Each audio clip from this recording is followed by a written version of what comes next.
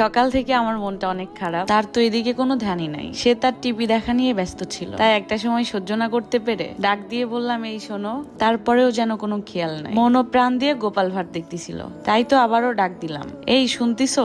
অবশেষে মনে হয় কানে কথা গেল। তারপরেও একটু দেরি করেই তাকালো এবং আমাকে জিজ্ঞেস করলো কি হয়েছে।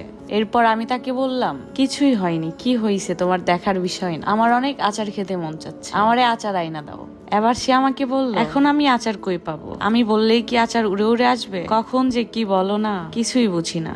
এবার আমি ওকে বললাম, তোমার এত চিন্তা করা লাগবে না, যাও বাসার নিচে গিয়ে পার্সেলটা নিয়ে আসো। এবার আমাকে বলল, কিসের পার্সেল আসছে আবার? আমি বললাম, আগে নিয়ে আসো, তারপর দেখাইতেছি। আমি জাদু দিয়ে আচার আনছি, তুমি গিয়ে পার্সেল আনো।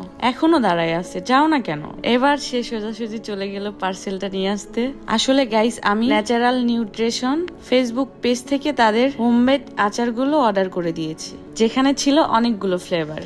চালতার আচার, জলপার আচার, আরো ছিল তেঁতুলের আচার। গাইস, এর ভিতরে কিন্তু টক ঝাল মিষ্টিরও অনেক ব্যাপার ছিল। আর 1050 টাকার কিছু অর্ডার করলে তাদের কাছ থেকে পেয়ে যাবেন 200 টাকার গিফট কার্ড, পরবর্তী অর্ডারে যেটা কাজে আসবে। তাই কেউ দেরি করবেন না, নিচে মেনশন করা তাদের ফেসবুক পেজ এবং টিকটক আইডি থেকে এখনই অর্ডার করুন।